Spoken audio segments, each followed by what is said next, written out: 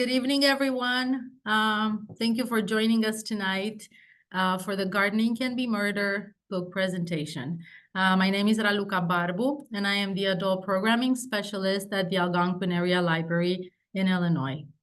Joining us tonight is Marta McDowell, a writer, gardener, and avid mystery reader, as I assume most of you are. Martha's latest book, Gardening Can Be Murder, talks about the horticulture connections to crime fiction. She will explore the many ways in which writers have found inspiration in the sinister side of gardening. This program was made possible by the collaboration of the Northwestern Illinois Libraries.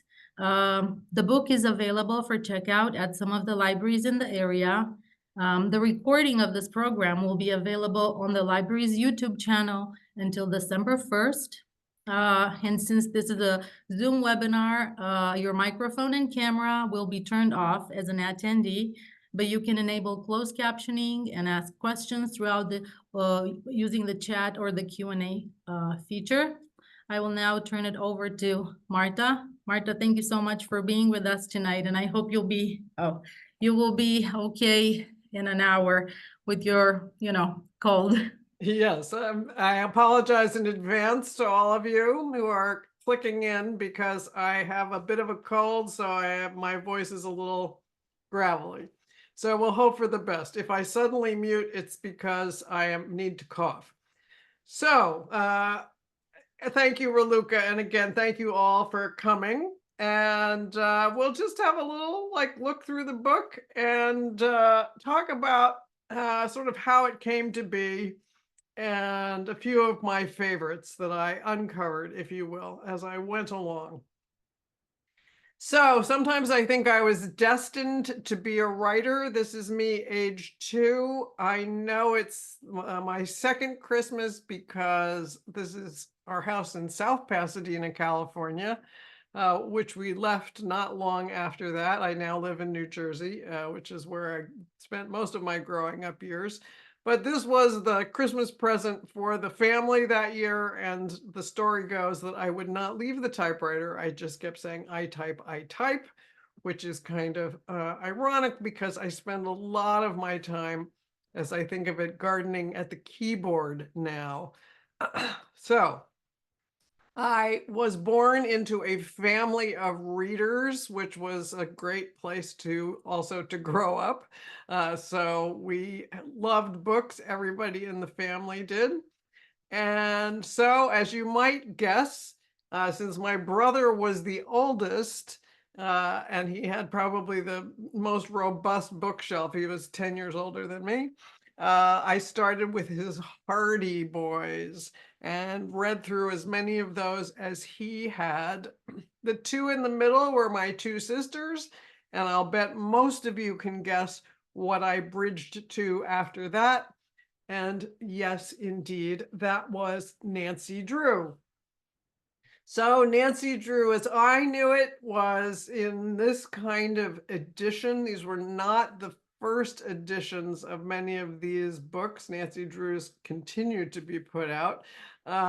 But Nancy Drew had this kind of, I don't know, overreaching influence on my growing up years, I think.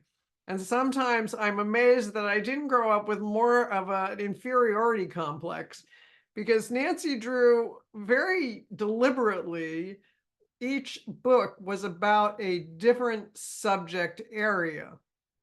And regardless of the subject, Nancy excelled at it. So, it's like she did everything well. And so, of course, there was a gardening Nancy Drew that was called Password to Larkspur Lane. And you can see from the cover, there are the blue larkspur or delphinium. The book even talks about why they're called delphinium and the connection to the god Apollo and the oracle at Delphi, which, I thought, that's kind of amazing. I didn't remember that as a child. And you can see this kind of mysterious setup where there's a woman in a wheelchair and this very, elegant looking home up on the hill and a big fence. It looks like a prison. So in Password to Larkspur Lane, indeed, and you may know this edition, this was the first edition of The Password to Larkspur Lane as it was first titled. Still the same components, slightly different style in the hairdo. What's that, a Marcel type hairdo?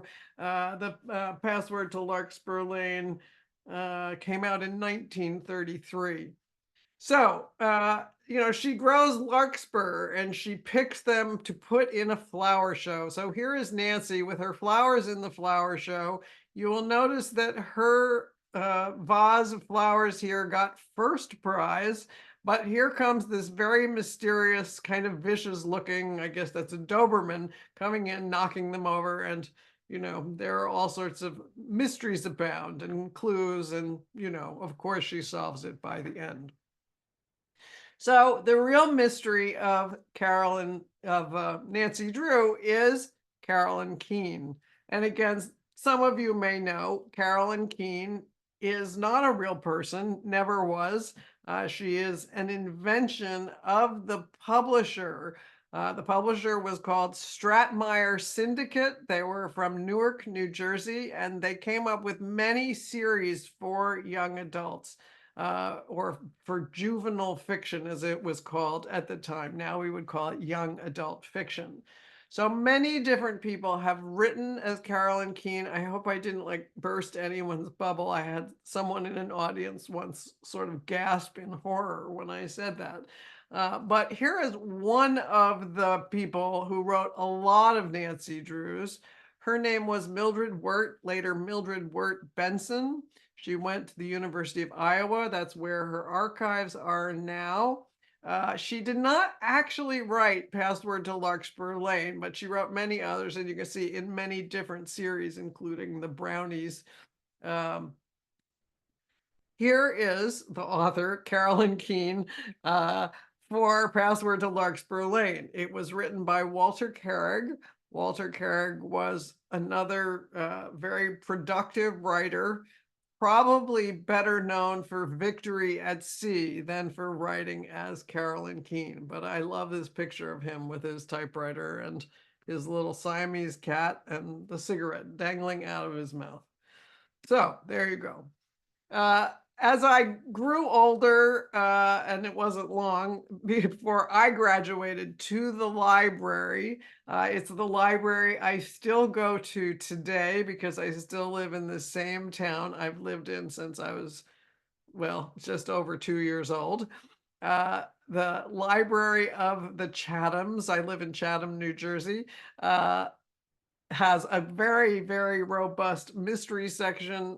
There were mysteries in the children's room, and then I graduated to the adult section. And libraries have a very important role in this particular book because I wrote this book during lockdown. This was one of the ways that I stayed sane. And the librarians really deserve a medal because even during lockdown, they were going in on shifts and getting us books throughout our local library system and putting them in little brown paper bags and leaving them in the back hallway for us to all come in and get all masked up. So, hooray for the librarians. I want to say a word about the illustrations in my book because you're going to see quite a number of them. And this was a really fun collaboration, again, all done during lockdown with a friend of mine named Yolanda Fundora. Yolanda is a quilt designer and a fabric designer. So those colorful things that you see behind her, if you're not a quilter, you may not recognize a stash when you see it, but that is her fabric stash or a part of it. So I think I actually called Yolanda on the phone and said, do you have time and interest in doing some illustrations for this book? And she said, well, what do you have in mind? Give me some ideas that I can work with. And I said, well, I always liked Edward Gorey In particular, his illustrations that are animated at the beginning of Masterpiece Mystery. So if you've ever watched the old Mystery or the new Masterpiece Mystery, you will recognize those little characters. He was a very prolific, very unusual artist. He did a lot of theater work. He did sets for Dracula and things like that. So Edward Gorey. Then I also said, well, I kind of like silhouettes. And also, when I was a kid, I loved this magazine called Highlights for Children. Now, my parents were very thrifty. We did not subscribe to Highlights for Children, but it did make things like going to the dentist or going to the doctor's office a little bit more entertaining. And for me, I was particularly looking for a feature that was in every issue, and it was a find the hidden objects. So they would have this black and white illustration, kind of elaborate. And if you look carefully, for example, if you look at the tree on the left-hand side and you go up the trunk, you'll see there's a fish. And if you keep going up, oh, you'll see there's an arm. So, and then they would give you the list of things that you had to find. So I gave her those ideas. A day or two later, she emails me a sample. She goes, well, what do you think about this? And I go, oh, you got it. This is exactly what I had in mind, this kind of feeling. So she said, well, give me a list of all the topic areas that you want, and I'll get to work. So you'll see a good sampling of Yolanda's really fabulous illustrations. They all had to be black and white because the publisher said, that's all we get. So here's one, Gardening Detectives. When I wrote this book, it was a little different than most of the books I've written. So generally I write about a person like Beatrix Potter or Emily Dickinson and their gardening or plant interests. And so there's a kind of natural arc, there's a natural structure because you're talking about a person's life. This, I was talking about many, many different authors and many different books. So the skeleton, if you'll pardon the, the sort of pun that I used, the framework was to say, okay, what are the elements of a sort of classic murder mystery, and to organize it that way. So I started out with Gardening Detectives. Now, Edgar Allan Poe is credited with the invention or the prototype for the detective, the modern detective story. There's Yolanda's illustration of Poe. And that was with a 1841 long short story called Murders in the Rue Morgue. Now, you may be able to make it out. He initially called it Murders in the Rue Trianon, which doesn't sound nearly as good as Murders in the Rue Morgue. So I'm glad he made that editorial change. It is not actually about gardening, even though the Botanical Garden of Paris, the Jardin des Plantes, does make a decided appearance in it. It's really not about plants. It's about something else, and I don't want to spoil it if you haven't read it. The first gardening detective that I came across was in The Moonstone by Wilkie Collins. The Moonstone is, it's not a murder mystery, but it's definitely a mystery. It's sort of a gothic mystery, and it's about particularly a jewel called the Moonstone. And it gets stolen. A detective from Scotland Yard is called in. His name is Sergeant Cuff. And there's Sergeant Cuff in an illustration from an early edition of the book. And you'll see he's standing in a rose garden because he absolutely loves roses. He's quoted as saying, one of these days, please God, I shall retire from catching thieves and try my hand at growing roses. And indeed, roses are sort of intertwined in the whole book. And we get to see Sergeant Cuff in his retirement and then coming out of retirement as well, but all somewhat related to roses. And then one of my favorite gardening detectives if we were all together. Yes. Epiphyllum philanthus. In the Morgan Oops. Library's collection, one finds a lyrical watercolor by Sorry, hang Sinister on. with the title Leaves I am and just Flowers of going the to Orchid Cactus. mute.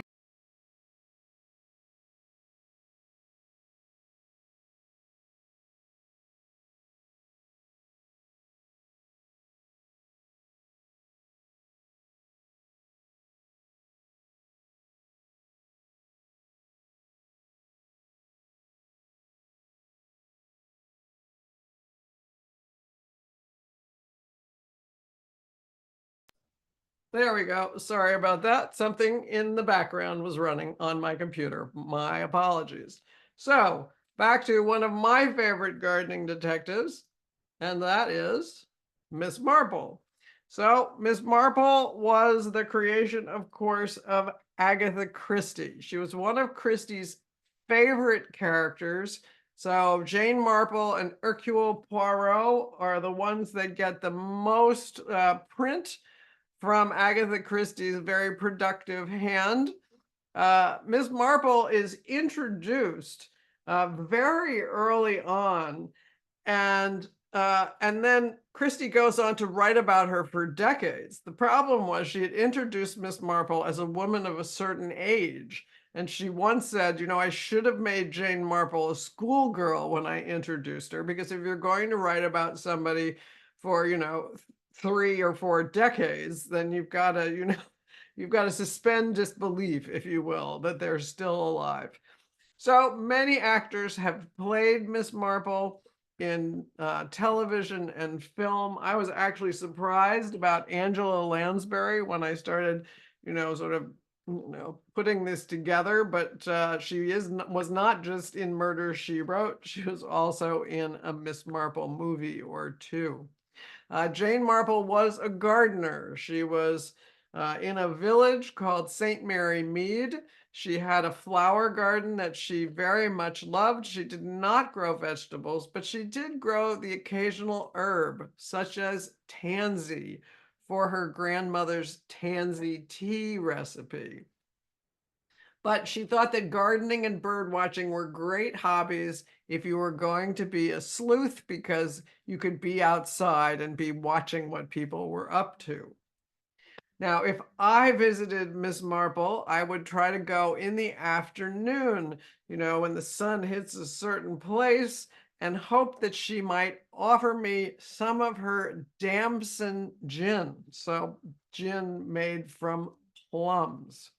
I read all of the Marple short stories and novels. There are loads of them, but I eventually ran out, and I did have this feeling I was really bereft.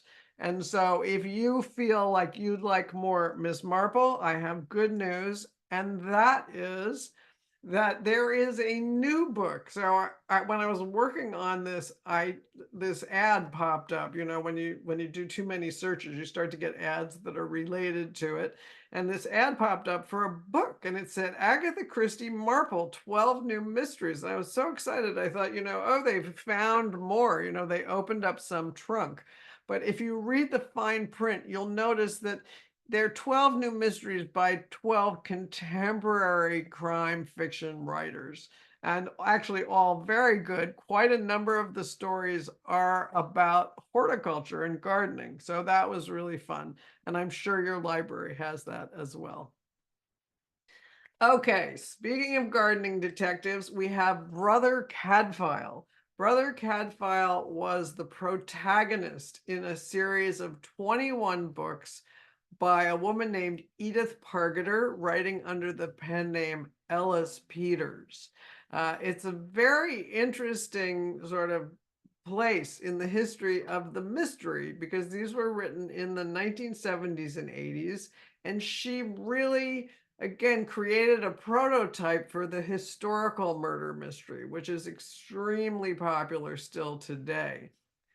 You can also see she must have written fast, because she wrote 21 books in, what, 11 years. So that is really quick. It takes me about 3 years to write a book. So good for her. I remember Derek Jacobi playing Brother Cadfael in the old masterpiece mystery series. You can probably, again, still get these from the library, and they're well worth watching. They're set in the 11th century in an actual abbey, that historically existed. And some of the stories, like the first one, A Morbid Taste for Bones, it's about relocating the bones of a saint. This actually happened. This is in the Chronicles. And so she makes a mystery story out of it. And they're very well researched. She lived in Shrewsbury, or as they pronounce it, Shrewsbury, where this Benedictine abbey was up until the time, of course, of Henry VIII, when all the abbeys went away. So that's Cadfael. Again, really fun reads. Okay, so that was a couple of gardening detectives. I'll only just give you a couple of examples of each. Then we have Scene of the Crime. And again, you see Yolanda's illustration. I want to point out, I hope everyone sees the little toe in the fountain there. So there have been mysteries written about actual gardens. So this is a famous garden in the south of England called Sissinghurst. Sissinghurst was designed by Vita Sackville West and her husband Harold Nicholson. It's from the early 20th century. Again, very famous. It's in the remains of an old castle. It's quite beautiful, and especially famous for the garden. If you look at that circle that's called a rondelle, next to it is an area with a lot of gray and white plants. That's the White Garden. Stephanie Barron, who's written another series about Jane Austen murder mysteries, wrote this mystery about Virginia Woolf and Vita Sackville West. So it's called The White Garden. Both Virginia and Vita are in the book, along with many of their Bloomsbury Circle. And then it's also one of those books that is in the present and in the past. And you'll see this is Virginia Woolf's profile outlined in plants here. So again, a very good read, particularly if you like a literary kind of novel, which I do. Then this garden, which I have never been to and would love to go to someday, is called Ilnacolin. It is an Italianate garden off the coast of Ireland, but just off on a little island in Bantry Bay near Cork. It appears in description only, but a very clear, vivid description in an Agatha Christie novel called Halloween Party, very appropriate for this time of year. So it's an Hercule Poirot story. And in it, he describes this Irish garden on an island and what does it look like. And it was such a good description that I could actually figure out what the garden was just from the text in the book. And it turns out that Agatha Christie had visited this garden just before she wrote Halloween Party. So it was input to that. And there's also another garden that is really important to the story, that is a rock garden. So that was really fun. It was the basis for the latest Kenneth Branagh film where he plays Hercule Poirot, called A Haunting in Venice. But it is only vaguely based on Halloween Party. It's completely reset. There is a little garden element in it, but you really have to look carefully to see the connections. And then Deacon King Kong was one of my favorite finds for this book. Again, it's not a classic murder mystery, but there is a shooting from the start, and there is an Irish police officer, and they're trying to figure out what happened, and there are gangsters and all sorts of characters. James McBride, his most recent book is The Heaven and Earth Grocery Store, but he's great at writing characters. And this just has such a wonderful cast of characters, including a couple of gardeners. So there's gardening in this, there's foraging in this. And there is a very special plant. I don't know if any of you grow this. Mine is out of bloom now, but just out of bloom. It is called moonflower. Moonflower is like the nighttime equivalent or the evening equivalent of the morning glory. And it appears very prominently in Deacon King Kong. It's really easy to grow if you've never grown it. I grow it from seed every year that I just plant directly in the ground. I stick a couple pieces of bamboo in the ground and it climbs up, and it opens about 4 o'clock in the afternoon and then stays open all evening, probably all night, but by the morning it's closed up. It's a moth pollinated plant, so it's white and fragrant at night. So, motive. Can gardening make you want to kill someone? Absolutely. Can be very frustrating, even though it can be very rewarding too. Uh, I love the title. If I never read the book, I'd love the book just for the title, called Deadheads. But it's a fabulous read. It's all about rose gardening from the opening chapter all the way to the end. And it's about an obsession with a rose garden. So roses go all the way through this. In fact, each chapter is named for a different variety of rose that has something to do with the action in the chapter. So I recommend that one. Again, if you'd rather have your murder mysteries via some kind of video streaming, you can stream the old DL and Pasco series. It is one of the episodes in season 2, which you can get on PBS Passport, or I'll bet from your library system. And then Turn of the Key has a marvelous garden as a main sort of element and also setting. It has a poison garden in it.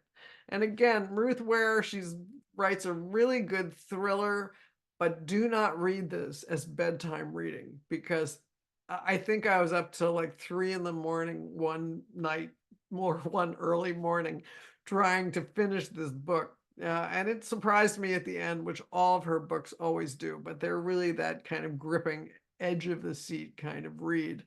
I actually wrote Ruth Ware and asked her if this was based on a book or inspired by a short story novella by Nathaniel Hawthorne called Rappaccini's Daughter, which has a poison garden. And she said, no, it was actually inspired by Henry James' Turn of the Screw. So, oh well, another good theory shot to heck. But she said she thought that the plant and poison connection was an interesting one. And I tried very hard to find a noir mystery. The noir is this hard-boiled detective fiction that was popular, I guess, 20s, 30s, 40s. And I thought, oh, no orchids for Miss Blandish. But the joke was there are no orchids. I read the whole book. There are no orchids for Miss Blandish other than on the cover and title page. Is just sort of symbolic, like Black Dahlia. And the only one I could find that really worked was a scene out of The Big Sleep, which is a Raymond Chandler novel from 1939, the Humphrey Bogart film from 1946, where he's in the Sternwood mansion and he goes into the glass house to meet with the general. And there's this wonderful description of these really sinister orchids. So that was really the best I could do. All right, then we've got, how do you kill someone with something related to the garden? Well, there are a lot of sharp tools, as you can see from Yolanda's illustration. And from a Christmas present that my husband gave me one year, this is called a Japanese soil knife. I opened it up and was kind of shocked because it really looked lethal. Now mine is all like dented up because I use it on my very rocky soil, but it is quite a potent weapon, as many things are in the garden shed, including, it turns out, perhaps a bag of mulch. Well, not exactly, but this was the book that kind of started my whole journey down this garden path, if you will. It's called Mulch. I don't think Anne Ripley is with us any longer, but Anne Ripley was a garden writer. She made her protagonist a garden writer. And in the book, the protagonist moves to a new suburb. She decides she wants to mulch with fallen leaves. She doesn't have enough on her property. It's the fall, so she goes around and collects other people's bags of leaves from various neighborhoods in the area. Well, it turns out that one of the bags has body parts in it. So, this is a little bit gruesome, but there's a lot about plants and gardening in this story because, again, the protagonist is a garden writer. So that was the thing that sort of turned on the light bulb for me. And I said, oh, maybe there's at least an article, which I first wrote, and a book in this. Weed Killer, of course, gets a lot of play in various murder mysteries. It's been used by Dorothy L. Sayers, and certainly Agatha Christie. More recently, MC Beaton in one of the Agatha Raisin mysteries called The Potted Gardener, where this is also the murder weapon. There again, if you want to watch the series, there's a Agatha Raisin episode called The Potted Gardener, where you get the gist of the story at any rate. But they're a lot of fun, particularly if you need a break from, edge of your seat thrillers or something that's a little too gruesome. And then, of course, we can't talk about gardening and murder mysteries without talking a little bit about poison plants. Many plants are poison. Even this sort of pencil plant behind me is mildly toxic. I don't think you die from it, but you could certainly make yourself uncomfortable if you started chewing on it. And many of the things that I grow show up in murder mysteries. So I was sort of like amused in a way when I started looking around my garden to see how many are somewhat toxic or at least potent. So foxglove, this has been used for really centuries for heart medication, but in enough quantity, it is toxic. And if you want to learn how to actually sort of extract digitalin, the poison part, from garden foxglove, you can read an Alan Bradley novel called The Weed That Strings the Hangman's Bag. This is the second in the series starring Flavia DeLuce, who starts out as an 11-year-old chemistry buff. So they're quite fun to read. And, it's a fun, long series. Alan Bradley is a Canadian author. And there are foxglove in my garden. I thought I'd show you some of my garden pictures. Then we have castor bean. This is not a very good picture of this cover for Murder on Embassy Row, but Margaret Truman, so Harry and Bess Truman's daughter, wrote a series of capital crimes mysteries with some help. She had some assistance from another writer. And in Murder on Embassy Row, castor bean is used, again, as a murder weapon. It's very toxic. In fact, you may remember there was I think a Bulgarian journalist in London who was killed by a poison-tipped umbrella that was poison from castor bean or ricin, ricinus. And then we have clues, right? You can't have a good mystery story without having clues to follow. So what clues can come out of plants? Well, some clues can be related to roses. This is a particular rose called Zephyrine Drouhin. I love this rose. I grow it. It is very fragrant. It only blooms once a year, so it blooms, end of May into June for me. And it's my favorite rose to prune. Some of you probably know why, because it has no thorns. This appears in Hercule Poirot's story. I'm not going to tell you which one because that would give it away. So I'll just, oops, yes, I will. Ooh, I put that in. Sad Cypress. So you'll have to forget about that if you decide to read it because it's an important little clue at the end. Speaking of thorns, here are some very thorny seeds. These are the seeds of caltrop, also called puncture vine. They have the scientific name Tribulus terrestris. It sounds like a dinosaur to me, but look at them. I mean, these are on the bottom of someone's hiking boots, and you can see these seed pods really stuck in there with these really sharp thorns. Caltrop is a clue in Tony Hillerman's The Wailing Wind. Again, this is another one that has been put on video that you can stream, and it was a clue that's used for placing where the crime was actually committed versus where the body was found. So I thought it was very clever. He winds it into Navajo ethnobotany, which is also really interesting. And for me, because I love to research, I had to figure out what is this word caltrop, which I had never heard before. It turns out caltrop is an ancient weapon.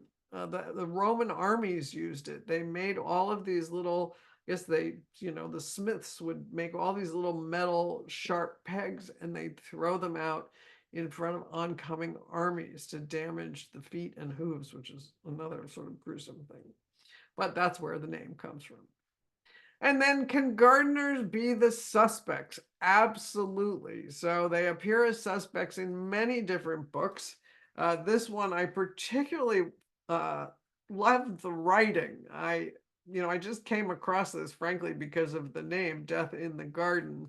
But a body is discovered in this English garden, and the owner and gardener is a suspect sort of all the way through. And it's, again, one of these kind of flashback novels, quite interesting. Elizabeth Ironside is an Oxford educated writer. It turns out that her name is actually Lady Catherine Manning. She was, when this book was introduced, the wife of the British ambassador to the United States, which had to be a great place for a book launch at the British Embassy. But it's a really good read. Okay, and I'll just close with one of my favorite things to look at, which is the relationship between writers and gardeners. So I looked at several and I interviewed several contemporary writers, so those were all fun. So here's Agatha Christie with her many, many books.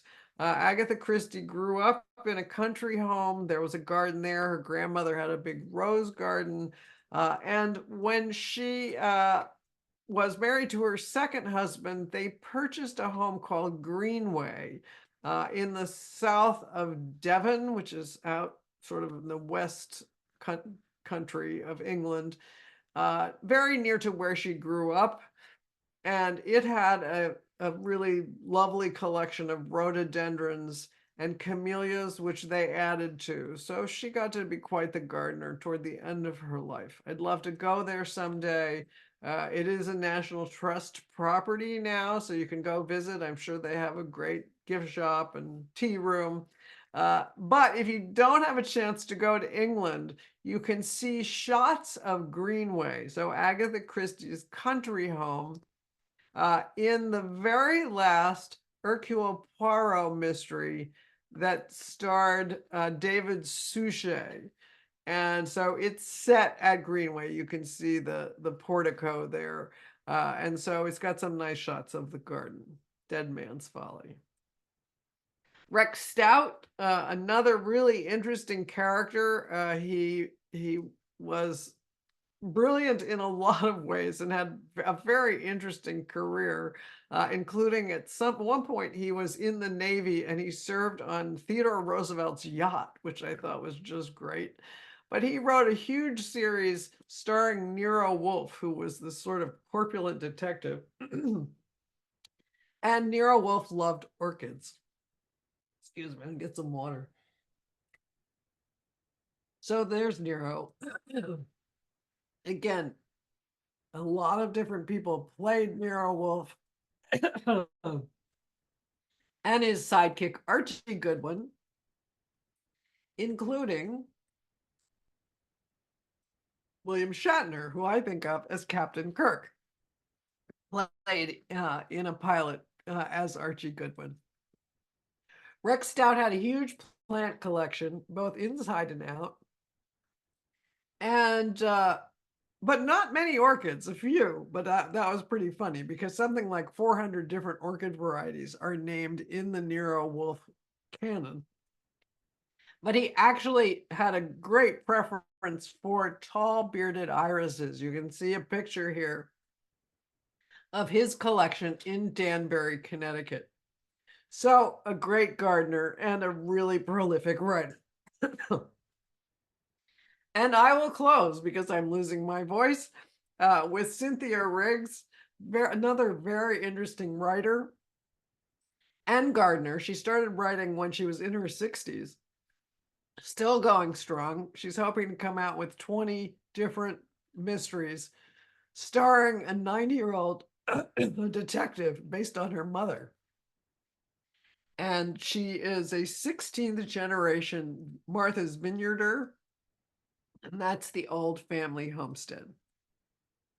So with that, I will just close with a few little tidbits. My favorite New Yorker cartoon.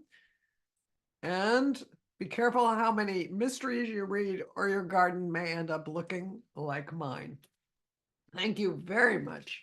Thank you, Martha. Wait, can you answer this one question from Pamela? Of course. Yeah, Yes, Pamela, I have read Anthony Eglin. I'm trying to think of which one. It's I can't think of the title of it. I mentioned it in my book, but it's just not coming to me. It's about a Gertrude Jekyll garden, a fictional one, but it's a lot of fun. And he was quite the rosarian as well. Okay, Martha, thank you so much for this presentation. I hope everybody enjoyed it. And, you know, now they probably have a long list of books to read. So Thank you very much. I bet they're thankful. So take care and we wish you good health. Okay. Yep. Happy Good night. Halloween. Happy Halloween. Good night, Bye-bye. everybody.